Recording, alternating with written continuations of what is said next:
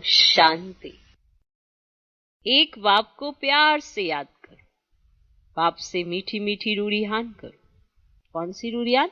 मीठी मीठी। तो मीठी मीठी तब होगी जब अंदर मीठा मीठा सोचेंगे। जब मीठा मीठा सोचेंगे तो मीठा मीठा बोलेंगे बाबा के साथ। तो मीठी मीठी रूरियान करो। संकल्पों को लॉकअप करना हर एक को आता है। कोई ये ना सोचे कि मुझको नहीं आता है, हर एक को आता है। किस समय कौन सा संकल्प इमर्ज होना चाहिए, बस उसकी कंट्रोलिंग पावर हर एक की नंबरवार है, पर आता जरूर है। क्या? लॉकअप करना, बंद करना। किस समय कौन सा संकल्प आना चाहिए, इस पर विचार करना बाकी है। ये सबको पता है कि हमें इस समय क्या करना चाहिए, इस समय क्या करना चाहिए। जैसे ही कोई संकल्प आए तुरंत अपने पर अटेंशन देकर उसको बंद करना चाहिए, क्योंकि संकल्प स्वरूप बनने से पहले आपको हिंट जरूर करता है। और तुरंत अगर आप अपने ऊपर इतनी खबरदारी रखते हो कि ये संकल्प नहीं आना चाहिए, तो आप उसे डिलीट कर देते हो। ये हर एक के पास कला है। हर एक मनुष्य आत्मा किस समय उसे क्या सोचना चाहिए, क्या नहीं सोचना चाहिए, ये उसके हाथ में है। लेकिन कभी हमने विचार नहीं किया। सोच के देखो, खाना खाते हुए तामसिक चीजों का संकल्प करते हो? अगर कोई बात भी कर रहा होता है तो उसे क्या कहते हो? चुप, स्टॉप, हम खाना खा रहे हैं। इमर्ज भी नहीं होने देते हो। क्यों? क्योंकि कंट्रोलिंग पावर है और आपको मालूम है किस समय कौन सा संकल्प करना चाहिए। ऐसे ही होता है ना। तो इसका मतलब कंट्रोलिंग पावर हर एक के हाथ में है। बस उसका निर्णय बाकी है कि क्या उसे कंट्रोल करना है या उसे चलते देना है। सिर्फ ये आत्मा का डिसीजन बाकी है। आप रास्ते में चलते हो, बहुत सी तामसिक चीजें आपको दिखाई देती हैं। आप अपनी दृष्टि को वहां से हटा देते हो, बुद्धि को वहां से हटा लेते हो, क्योंकि आपको मालूम है कि आप ब्राह्मण हो। तो आप बुद्धि को भी जाने नहीं देते हो, दृष्टि को भी जाने नहीं देते हो। माना कंट्रोलिंग पावर तो है।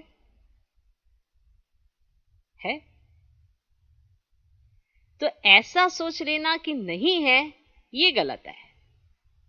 तो अमृत वेले जो सारे दिन में कई संकल्प उठते हैं, अगर अमृत वेले भी आपके संकल्पों का फ्लो सेम है जैसे सारे दिन में उठते हैं, तो माना व्यर्थ बहुत है।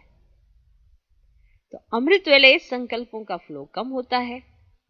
पर कौन से संकल्प आने चाहिए, ये आपने अपने साथ चिंतन किया है या नहीं किया है।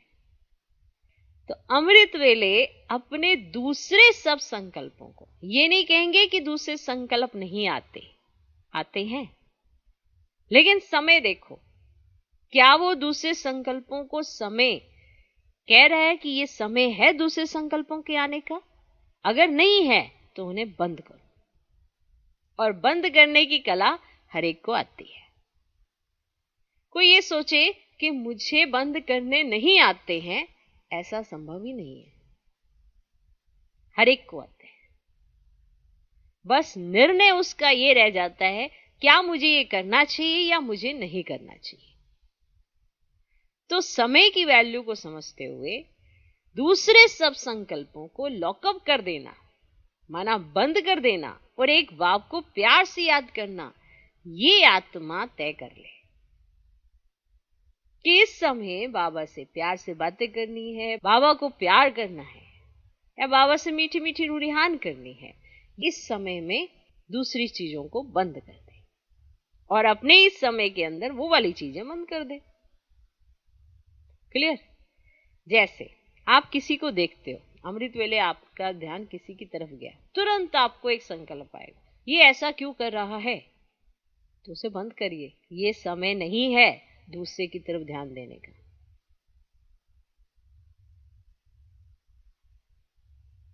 सुबह के 3 बजे आप अगर दूसरे के बारे में बात कर रहे हो किसी दूसरे से, तो माना आपका फ्लो बहुत फास्ट है। आप बात करने से भी अपने आप को नहीं रोक पा रहे हो, तो आपके संकल्पों की गति कैसी होगी? क्योंकि पहले उठेंगे संकल्प, फिर आएगा बोल, फिर आएगा कर्म। तो अमृत वेला सिर्फ 4 से 4:45 ही नहीं होता। जब आप सुबह उठ जाते हो, 2 बजे उठे, 2:30 बजे उठे, 3 बजे उठे, तब से वो शुरू हो जाता है। और तब से लेकर तब तक, जब तक बाबा के महावाक्य कानों में नहीं जाते, और फिर आप अपने शरीर का ध्यान रखते हो, फिर कुछ खिलाते हो, उसे पिलाते हो, फिर शरीर को कुछ देते हो, फिर जाके आपका फ्लो शुरू होता है। तो हमारा तब तक के लिए वो सारा क्या होता है? अमृत वेला। तो 2 बजे से लेकर अगर आप 7 बजे तक साइलेंस में रहते हो, बाबा के साथ रूढ़ियान करते हो और उन्हीं बातों का चिंतन करते हो जिन बातों का चिंतन बाबा ने करने के लिए कहा है, तो ये भी आपकी रूढ़ियान में गिना जाता है।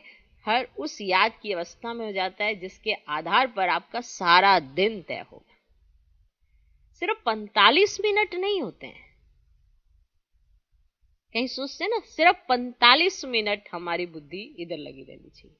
लेकिन जब आप उठे और जब तक आपने महावाक्य सुने, बाबा के साथ साथ चले, और फिर दूसरे कार्यों में जब तक आप नहीं गए, जो दूसरे सेकेंडरी काम थे, तब तक आपका अमृत वेला चलता रहता है। माना आप साइलेंस में भी रह सकते हो, आप मौन में रह सकते हो। तो सारे दिन में अगर कोई 4 घंटा सुबह मौन में रहेगा, 4 घंटा शाम को मौन में, कितने घंटे हो गए? 8 घंटे। अब शाम को मौन कितने बजे होता है? शाम का मौन शुरू हो जाता है 6 बजे से।